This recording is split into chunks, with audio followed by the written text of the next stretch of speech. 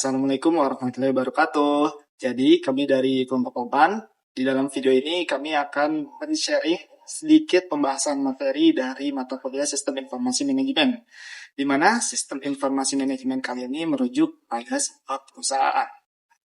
Dalam pembahasannya, kami mengambil dari referensi sebuah jurnal. Di dalamnya, nanti kami akan memaparkan sistem informasi apa saja yang digunakan dalam perusahaan tersebut, kemudian fungsinya, dan sampai sejauh mana sistem informasi manajemen tersebut bermanfaat untuk sebuah perusahaan. Nah, dalam kasus jurnal kali ini, implementasinya merujuk pada sebuah perusahaan besar, yaitu PT Mayora Indah Tbk.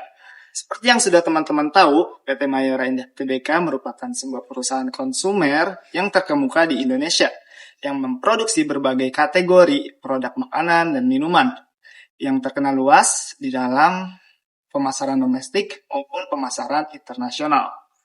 Nah, dalam upayanya untuk memastikan kualitas produk yang konsisten dan memuaskan pelanggan, PT Mayora Indah Tbk mengadopsi sebuah konsep Quality Management System, atau sering disingkat QMS. Nah, jadi QMS ini nanti yang akan mengontrol semua aspek produksi, mulai dari produksi bahan baku hingga produksi bahan jadi, sehingga mencapai standar kualitas tinggi yang diharapkan oleh konsumen. Nah, untuk mengetahui apa itu QMS pada perusahaan PT Mayora Indah Tbk, kita langsung saja ke pembahasannya.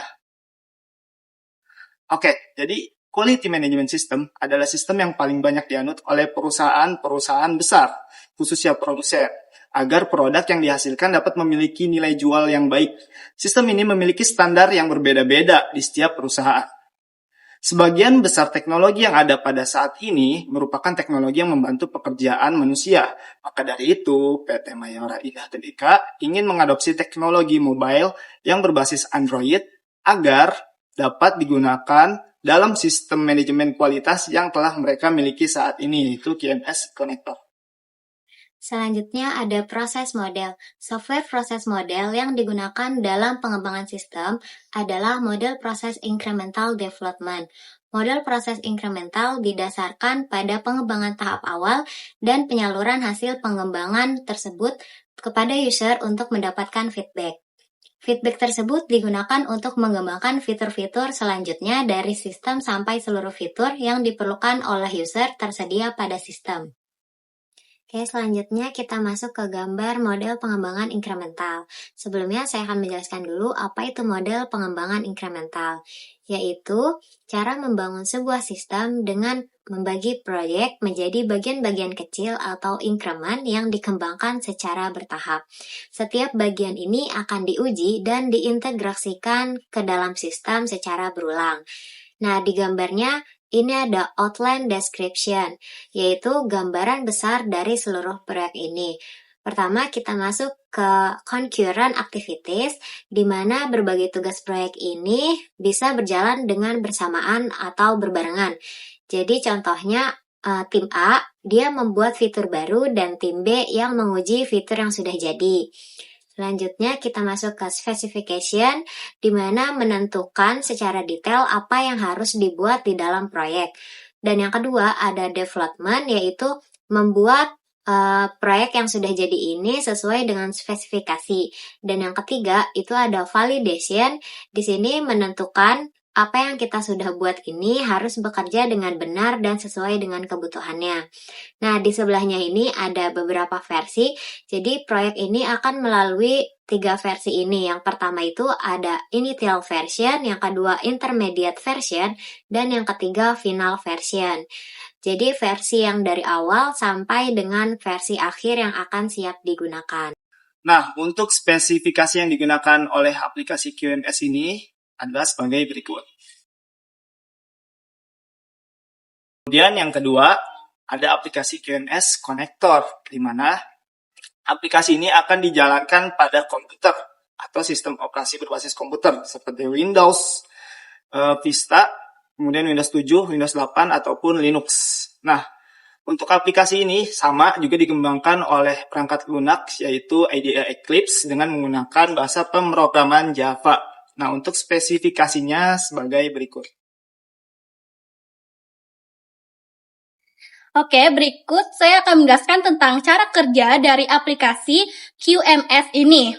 Nah, sistem QMS akan mempunyai arsitektur yang berbeda dibandingkan dengan QMS yang lainnya. Berikut adalah arsitektur dari QMS ini. Nah, yang pertama ada HO. Nah, HO itu adalah server database yang berada di pusat kantor. Nah, dari HO ini itu dia akan menyambungkan ke internet berbasis WAN atau Wide Area Network. Nah, dari WAN itu dia itu akan menyambungkan antara HO dengan QMS konektor yang dijalankan di PC ini.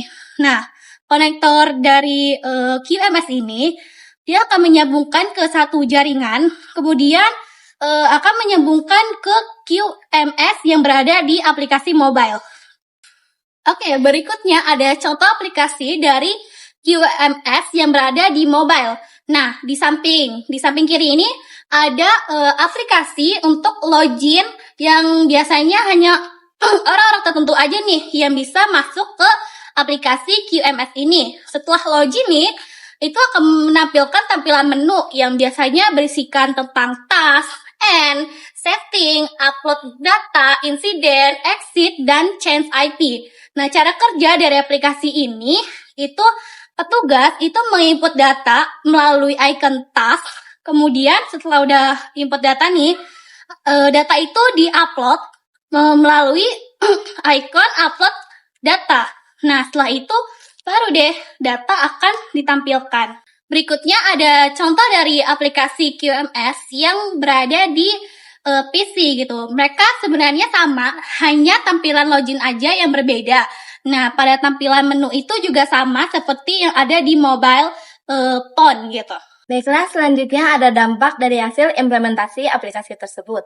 Seperti yang kita ketahui, sistem manajemen kualitas yang baru telah memberikan dampak pada perusahaan. Yang pertama, memudahkan pencatatan data, pengecekan kualitas produk, dan pengiriman data pencatatan ke kantor pusat. Seperti dalam segi waktu, itu akan jadi lebih efisien. Yang kedua, mengurangi biaya operasional yang diakibatkan dari penggunaan sistem yang sedang berjalan. Dan yang ketiga, memudahkan perubahan standar kualitas yang sewaktu-waktu bisa berubah.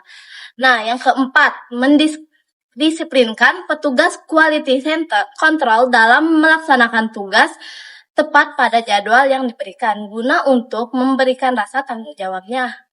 Selanjutnya ada saran. Dari hasil simpulan yang telah diperoleh, maka dapat pula dirangkum saran-saran yang dapat digunakan untuk peningkatan pengembangan aplikasi ini.